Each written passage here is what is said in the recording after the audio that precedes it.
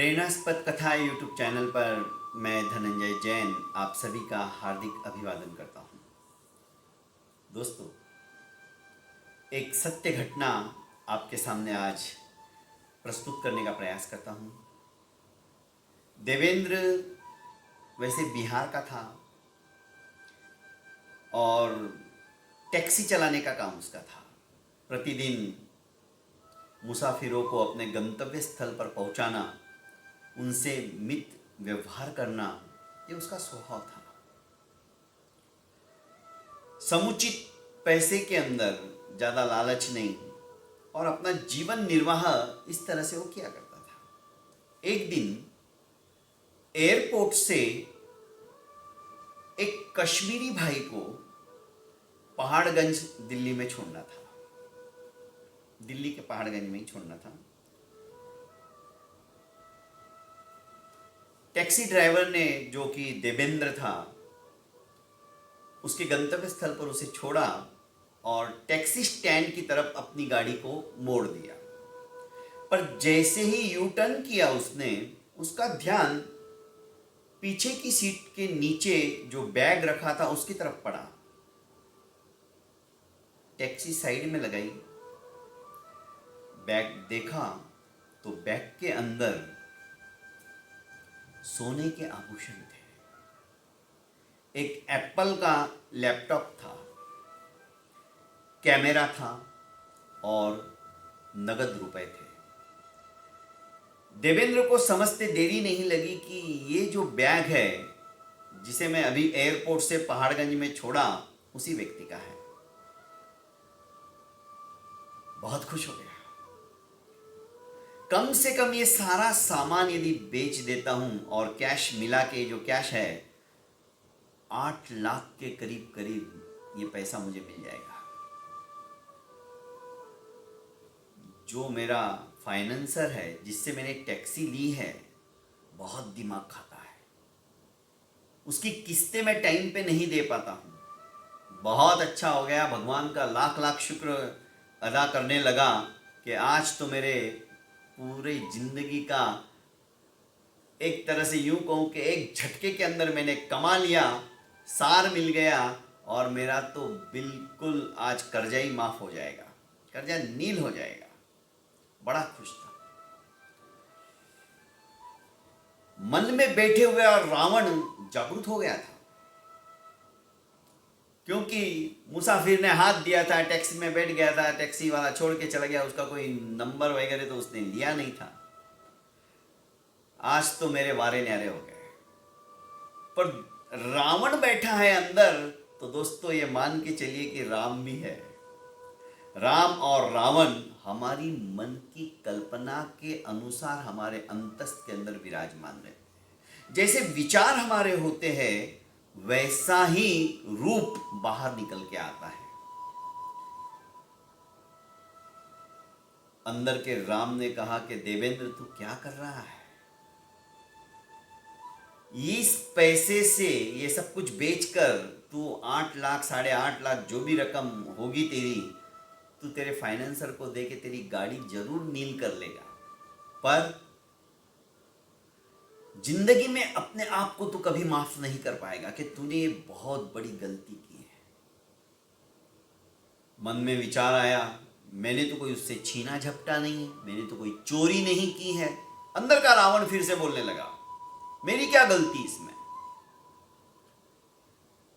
मैंने तो किसी का डाका डाला नहीं, वो छोड़ के चला गया तो मैं कहां ढूंढूं उसे? ऊपर वाले ने तो मेरे पास लक्ष्मी भेजी, तो इसका मतलब मैं उसका निरादर कर दूं, उसे वापस किसी को दे दूं? मेरे से नहीं हो सकता है। हाथ में आया हुआ अच्छा मौका मैं क्यों छोड़ दूं? फिर अंदर के दिल ने, राम ने कहा कि नहीं, मानवता ये भी कोई चीज है। अरे, टैक्सी नील होने से क्या होगा? जिंदगी भर तुम अपने आप को नहीं माफ कर पाओगे। तुम्हारी अंतरात्मा तुम्हें कचोटती रहेगी कि तुमने बहुत बड़ी गलती की है। तुम अपने बच्चों को क्या संस्कार दोगे?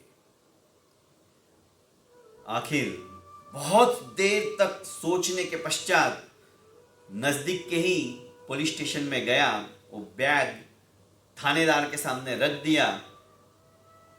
थानेदार ने देखा, भाई क्या बात है? चेन खोली, सारे आभूषण, लैपटॉप, कैमरा और नगद सामने रख दिया। थानेदार कभी उस टैक्सी ड्राइवर देवेंद्र को देखता तो कभी उस पैसे को देखता कि भाई माजरा क्या है। उसने कहा कि सर, अभी अभी थोड़ी देर पहले ही एयरपोर्ट से आया था, पहाड़गंज में एक मुसाफिर को छोड़ा, शायद कश्मीरी था, वो मेरी टैक्सी के अंदर बैग भूल गया, तो ये आप लिख लीजिए और मुझे जाने दीजिए। तुम कैसे आदमी हो, किस मिट्टी के बने हो?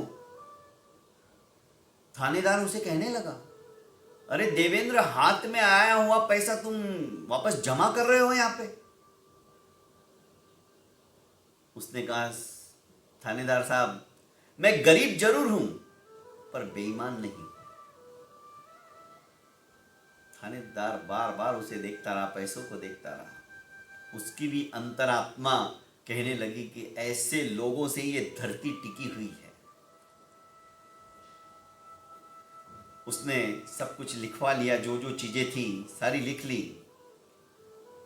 सायंकाल के समय क्या होता है दोस्तों, कि आसपास के नजदीक थाने में जाकर रिपोर्टर जो होते हैं,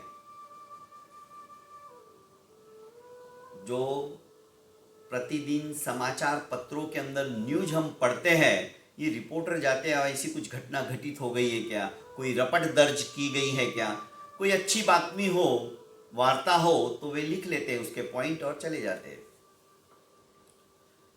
थानेदार ने एक रिपोर्टर को कहा कि ऐसा ऐसा आज का किस्सा हो गया है।